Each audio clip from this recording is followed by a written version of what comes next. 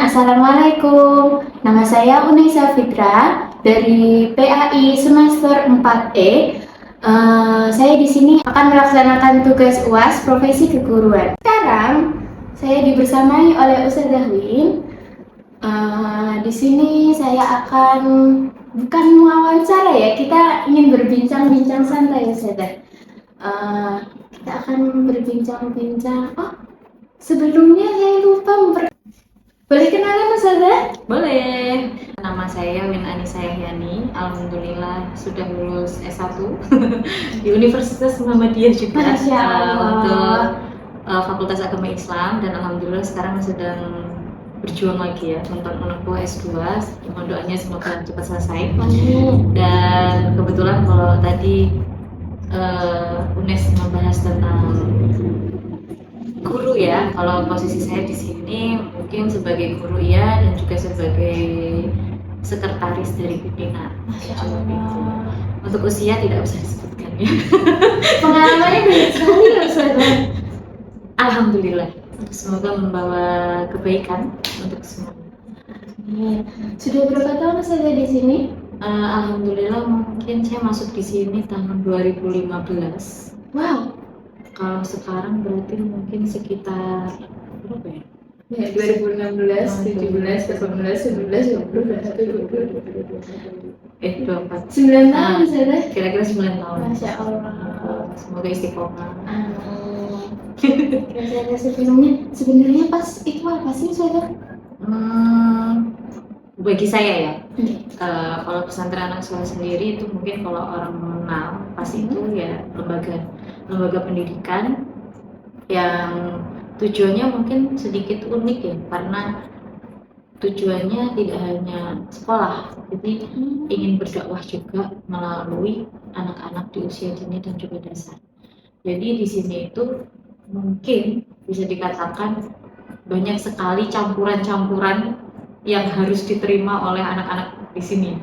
Jadi tidak hanya pure mereka belajar tentang kurikulum, tentang mata pelajaran yang harus mereka kuasai, tapi di sini juga mereka akan mendapatkan berbagai macam kegiatan yang mereka harus ikuti gitu. Mungkin kalau kita lihat, mungkin ada anak usia dini yang umurnya 2,5 tahun, 3 tahun, mereka ikut beberapa kegiatan di sini, mungkin mereka juga nggak tahu itu apa gitu. Tapi harapannya karena di sini itu kita ya sekolah membentuk karakter juga, kemudian di sini itu juga sekolah yang berdakwah juga, mungkin kita nggak tahu apa serat dari apa yang mereka lihat sekarang itu nanti ke depan bisa membawa kebaikan untuk dirinya, bahkan dia bisa juga mensiarkan kebaikan kepada orang lain. Itu kalau bagi saya pesantren anak soleh itu. Dan satu lagi, tempat berjuang yang sangat luar biasa. Ya Allah. Kalau gitu kegiatannya banyak ya Ustazah? Alhamdulillah, dibilang banyak ya lumayan.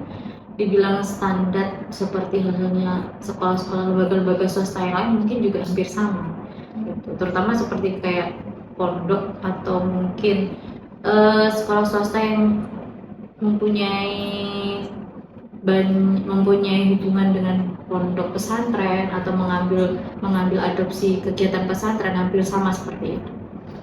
Cuman memang di PAS itu tidak hanya pendidikan, masyarakat pun juga kita ajak. Jadi kebanyakan kegiatan pun bisa bergabung antara kegiatan sekolah dan juga kegiatan masyarakat.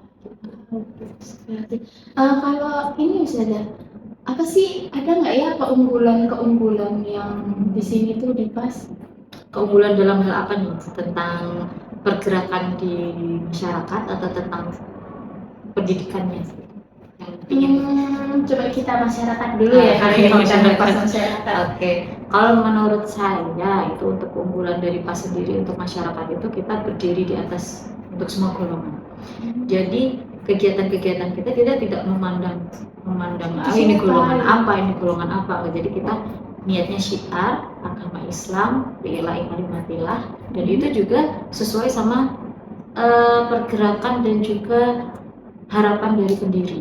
Karena dulu dengar saya cerita, beliau bercerita, Abu Haji Hidra Sudarsi pendiri itu juga cerita bahwa awal mula dulu itu beliau pergi ke tempat-tempat yang non muslim, kemudian mendatangi tempat-tempat yang di mana di tempat itu banyak misionaris, dan beliau ingin mengajak orang-orang di sana pun juga ikut masuk Islam, tidak hanya mengikuti program-program agama-agama yang sedang ada di sana. Jadi harapannya memang ya ilahi kalimatillah. Jadi memang harapannya di tempat kita berada itu akan ada kegiatan keagamaan yang akan muncul di situ. Kalau pendidikan maksudnya apa sih unggulnya gitu? Kalau dari pendidikan satu, kita adalah pendidikan mungkin namanya saja kan sudah pesantren anak soleh, tapi kok anaknya pulang pergi.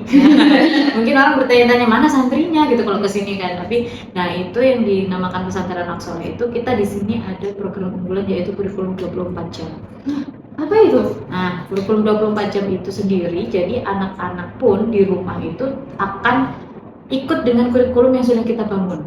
Jadi wali santri, orang tua di rumah itu juga akan mengikuti kegiatan-kegiatan. Jadi kita ada kurikulum 24 jam itu untuk membentuk santri di rumah juga.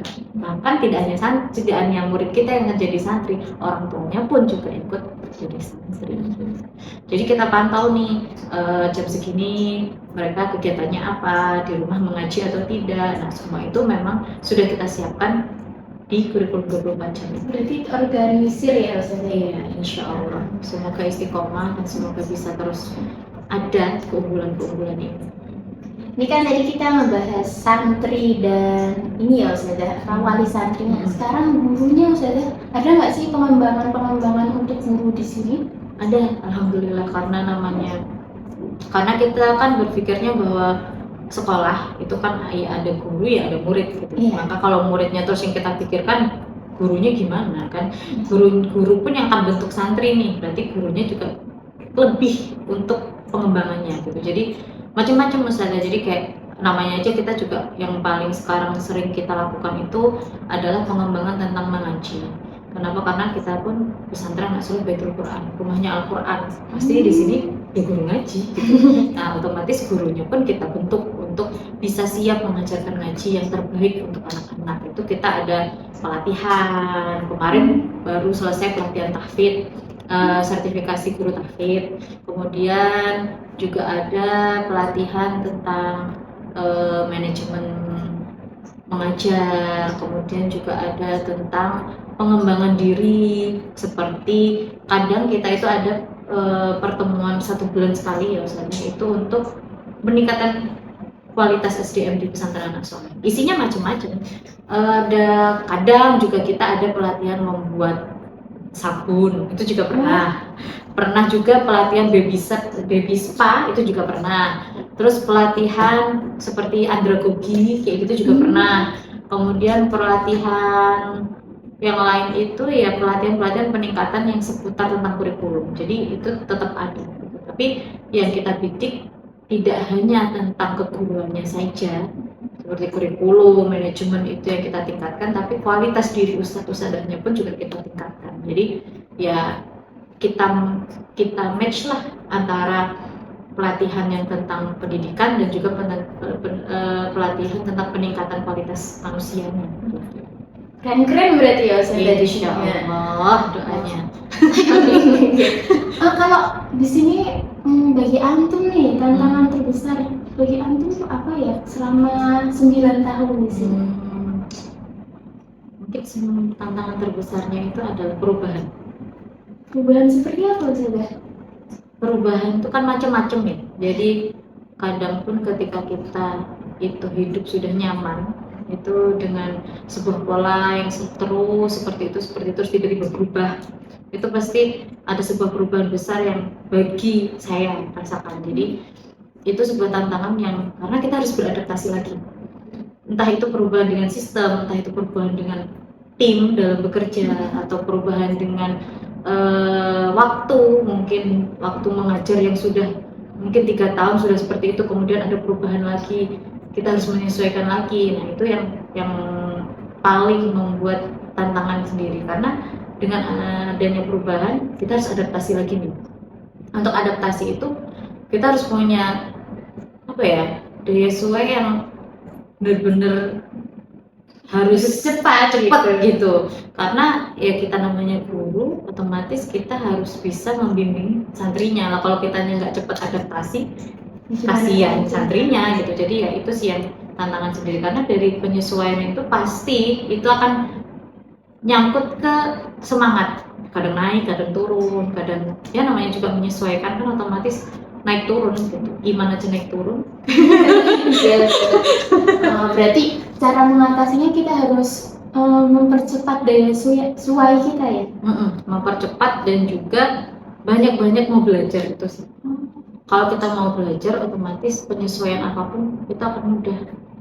Kalau kita udah ngerasa penuh duluan, kita ngerasa aku udah bisa, ngapain sih harus ganti kayak gitu? Padahal kan namanya perubahan itu pasti diharapkan menuju yang terbaik gitu. Iya. Jadi ya kita harus mau belajar itu apa gitu. Itu sih. Wow sekali nih teman-teman. Kalau hikmahnya Ustazah dari perubahan-perubahan yang antum alami di sini. Hikmahnya adalah yang pertama, kita jadi mengerti banyak hal. Namanya hidup di dunia itu kan gak cuma satu hal yang harus kita perhatikan ya. Dari perubahan itu akhirnya kita bisa mengubah sudut pandang kita. Oh ternyata dari perubahan itu gak cuma misalkan dari satu perubahan jam mengajar aja, itu kan akhirnya kita harus bisa melihat, oh iya, santrinya pun akan berubah, gurunya pun akan berubah, materi yang akan diajarkan menitnya pun akan berubah. Kemudian kita juga harus melihat, oh akibatnya ini apa ke anak-anak, akibatnya ini kepada guru itu apa. Akhirnya dari perubahan-perubahan itu kita jadi lebih enjoy ya kalau ada sesuatu perubahan lagi itu. Jadi nggak sudah terbiasa jadi nggak heboh gitu. Dan ditarik garis besarnya adalah di sekolah aja banyak perubahan, apalagi dalam hidup gitu. Otomatis kan kita akan menemukan perubahan-perubahan di luar sana gitu. Jadi setelah ada nih perubahan ini, jadi kita bisa menyikapi, oh alah kayak gini. Jadi kita menyikapi apa harus bisa mensinkronkan dengan apa yang berubah itu. Dari perjalanan antum nih sampai sekarang, motivasi antum ada nggak sih? Motivasinya satu, kalau dari dulu kenapa kok saya masih mau di sini gitu ya. Karena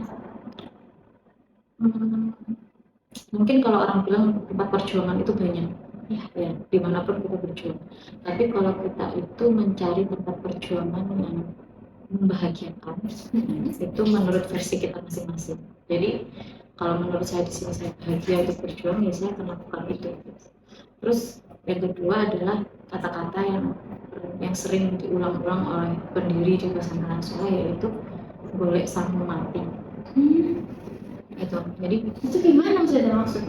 Mencari bekal untuk mati. Kita kan nggak pernah tahu ya kapan kita akan kembali ke Allah, dalam kondisi apa, dalam kegiatan apa. Jadi harapannya ketika kita berada di sini dengan full kegiatan yang menurut kami itu adalah kegiatan-kegiatan berdakwah, ketika kita dipanggil pun itu bisa dalam keadaan yang kita sedang berkegiatan baik, kita dalam kegiatan berjuang, kita dalam keadaan sedang memperjuangkan agama Islam. Mungkin kalau saya tidak berjuang, tidak menjadi guru di sini, saya belum tahu saya menjadi apa, dan di luar sana apakah bisa memastikan juga kita itu bisa hidup sampai akhir hayat kita itu untuk berjuang dalam kegiatan yang memang untuk agama Islam. Belum tentu juga gitu. Dan belum tentu juga sih di sini itu kita akan meninggal dalam keadaan sedang sedang baik-baik saja. Cuma paling tidak dari apapun yang pesantren Anak Soleh ini berikan, kegiatan-kegiatannya itu mengajarkan kita apa itu ikhlas, apa itu kita berkorban waktu, kita berkorban uang, kadang kita berkorban tenaga, dan itu bukan untuk kita, tapi untuk membantu orang lain, tahu untuk berdakwah juga. Itu untuk umat ya, Iya. Dari semua orang-orang nih, siapa sih yang paling menginspirasi antum? Kalau inspirasi yang jelas ini inspirasi yang di sini ya. Iya. Kalau di sini satu orang yang menjadi inspirasi saya itu adalah ibu pendiri. Ya, karena mungkin kalau ditanya cita-citanya apa, menjadi ibu gitu. Kalau saya pengen jadi ibu. Beliau pintar, kemudian beliau bisa menguasai banyak hal, kemudian beliau juga menjadi sosok ibu yang bisa merangkul banyak orang, bisa menyayangi banyak orang, bisa memberikan apapun kepada banyak orang, memberikan di situ pelajaran, memberikan kasih sayang, memberikan contoh untuk kita untuk menjadi seorang ibu itu seperti apa, kadang ketika kita menjadi seorang guru itu seperti apa, itu ada semua. Dan cita-cita beliau yang menurut saya jarang lah orang itu yang mau pol-polan dalam bergerak. Nah, saya melihat itu di beliau. Dia tidak pernah melihat keburukan, tidak pernah melihat apa ya, sesuatu hal yang negatif, tapi semua itu bisa diolah sebagai positif. Gitu. Bagi antum kayak sesempurna itu apa namanya arti makna ibu itu. Iya itu. Iya betul. Bahkan sampai saya tuh dulu bercita-cita sebelum menikah ya, kalau punya anak pengen panggilnya ibu. Sudah punya anak Ustazah? Alhamdulillah. Sudah bersuami berarti teman-teman. Iya. Oke. Waktunya hampir habis nih Ustazah. Saya mau minta pesan dan harapan untuk teman-teman yang lain karena pasti banyak ustazah-ustazah yang butuh pesan dan harapan-harapan dari ustazah. Kalau pesan saya ini yang jadi motivasi saya tahun ini nih ya. Boleh. Tahun boleh, ini Ustazah. itu adalah satu hal yang sebenarnya itu mungkin kata-kata yang sering kita dengar dari dulu waktu kita sekolah ya, cuman nggak tahu kenapa ketika awal tahun ajaran baru itu kata-kata itu membuat sebuah semangat yang luar biasa yang tiba-tiba tumbuh. Kata-katanya itu niat seseorang itu akan mempengaruhi bagaimana perjalanan dia berbuat dan juga hasil yang akan dia terima. Yang dalam hadis itu ya Ustazah? Iya betul. Dan kemarin dari Putra Pendiri juga menyampaikan itu ketika awal pembukaan, dan itu yang membuat saya oh iya ya, kita sebagai manusia itu yuk kita berbuat apa aja, tapi kadang kita lupa nih kita niat apa untuk perbuatan ini gitu. Jadi kita harus menata niat kita dulu untuk melangkah, untuk berbuat sesuatu. Dan kalau kita nggak tahu niatnya apa, ya udah niat aja buat Allah. Karena kalau kita itu lillah, otomatis kembalinya ke kita itu juga nggak akan sesuai dengan apa yang kita perkirakan. Mungkin kita perkirakan niatnya lillah, baliknya ntar semoga aja ya dapatnya ini. Nah itu namanya juga bukan lillah itu. Gitu. Jadi kalau kita udah lillah, apapun yang akan kembali ke kita akan bahagia. Gitu. Jadi niat yang pertama, kemudian kalau kita nggak tahu nih niatnya untuk apa kita melakukan sesuatu, ya udah lillah aja semuanya itu, karena kembalinya ke kita itu pasti akan bahagia dan nggak akan capek untuk ngapain aja, walaupun banyak kegiatan tuh insya Allah nggak akan capek gitu sih. Jadi harus semangat terus. Semangat terus, lillah itu sih. Terima kasih Ustazah untuk harapannya. Terima kasih juga sudah mau memberikan bincang-bincang sedikit yang amat berarti bagi kita semua. Semoga berkah untuk antum dan kita semua. Terima kasih teman-teman. Wassalamualaikum warahmatullahi wabarakatuh. Waalaikumsalam warahmatullahi wabarakatuh.